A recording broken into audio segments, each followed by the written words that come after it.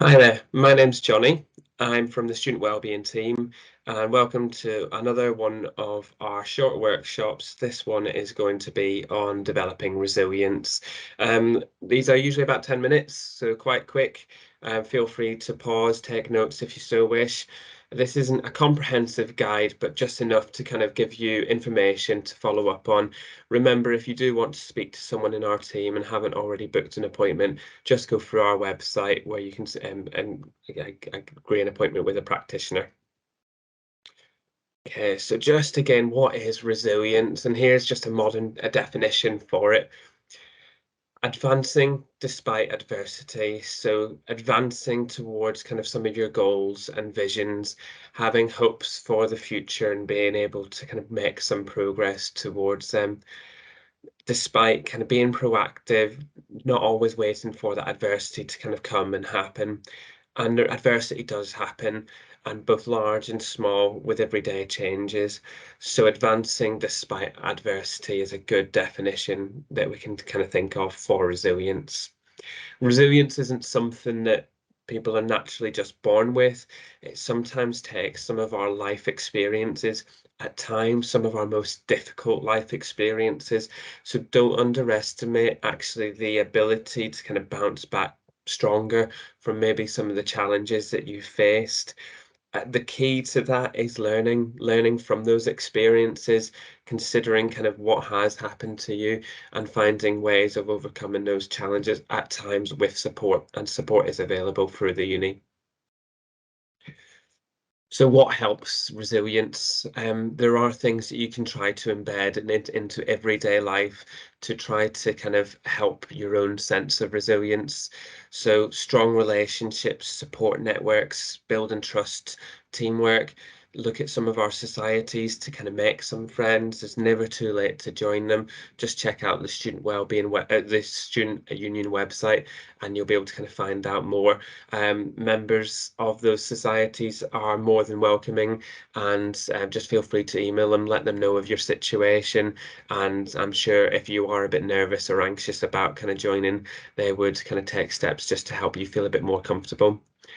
So meaning, purpose, congruence, and goals. So again, just as mentioned within the initial definition, still kind of having an idea of kind of what's important to you, having goals in sight, breaking those goals down so it's not just one big goal, but a number of kind of manageable goals that you can set in the short term, even week by week, to kind of see some level of success for yourself.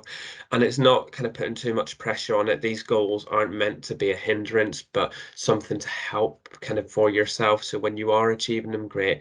If you're not, they're still there. You can always kind of put it off a week or kind of see where you go or bounce back in ways that are useful to you.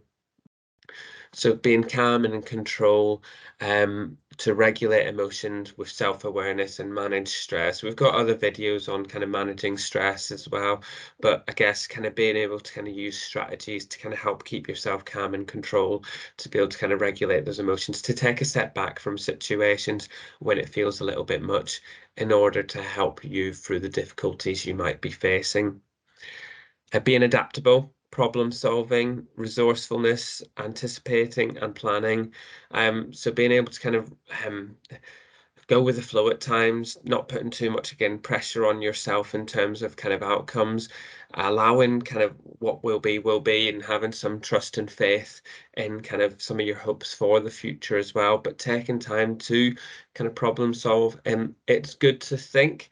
However, overthinking can be to our detriment. So just look out for yourself in terms of that. Take time to problem solve, but also take time just to relax and to reset and kind of go again, of course, as well. In terms of this, just looking after our general well-being, which I'll cover a little bit more of in a moment, is so important to helping with our resilience. So looking after ourselves in terms of sleep, nutrition, and exercise. I'll come back to that in a second. And persistence, being able to kind of bounce back, having realistic kind of optimism, and staying kind of motivated to what's important. I'll also cover a little bit more of that in a couple of slides as well. In fact, covering it on this slide. So bouncing back, we are not immune to crises within life, whether that's exam results not going our way, or changes within our relationships or friendships, other life experiences that we can't even predict, kind of a COVID-19 pandemic, a cost of living crisis are beyond our control and not predictable at the time. So as individuals, we face breakdown when we are met with a crisis. Um, that can bring us to low ebbs at times, and it's about kind of just seeking out that support, the people that we kind of know, trust, care, taking time to reset. From that reset comes fragmentation and breakup. Breaking up the problem, kind of making sense of it, finding ways of kind of coping to break even. Before then bouncing back, learning from our experiences to ultimately kind of break through, and be able to kind of undo or kind of redo and re-go with some of the problems that we may have faced. So looking after your well-being, as already mentioned, so key to looking after ourselves in terms of resilience. If we can take some of these steps to look after our well-being, it's going to help us with our general stress management and general feelings of resilience anyway. So talk about your feelings, keep active. Exercises is good for mental health as kind of antidepressant medications, it's suggested. Look after yourself in terms of your diet, take regular breaks, drink responsibly. It's always very tempting, of course, with some for a student lifestyle to kind of be drinking to excess, but that can at times kind of have a massive impact on us. So especially if you are kind of vulnerable to kind of difficulties with resilience, it might be important to review kind of some of those kind of habits as such. Keep in touch kind of with others through various means, kind of keeping and maintaining relationships can be so important. Do things you're good at, enjoy your hobbies, do things that aren't related to your academic studies, just for yourself to be able to kind of chill, take it easy, and go again, of course. Accept kind of who you are, kind of that's not easy and it comes with time, but just kind of not trying to put too much pressure on yourself to be something you're not is so important as well. Sorry, I just skipped a slide there, but coming back. Asking for help, but also showing care for others. Again, just all through connection. So dealing with triggers, it can be really useful at times to kind of be able to take time to try to kind of recognize some of your triggers, to understand kind of what you could be, what might be potential vulnerabilities as such, understand kind of maybe how kind of if a relationship was to break down, how can you kind of go about kind of best trying to manage that? Having time to kind of think about it in advance without letting anxiety take over can be at times really helpful, just to trying to kind of find a way through some of the problems we might be facing, of course, as well, allowing us to be able to kind of have more positive outcomes rather than some of the negative outcomes that we might have.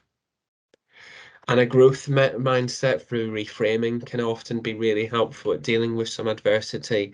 So instead of kind of thoughts like, I can't do it, instead kind of allow for kind of thoughts of, I'm still learning, I'll keep trying.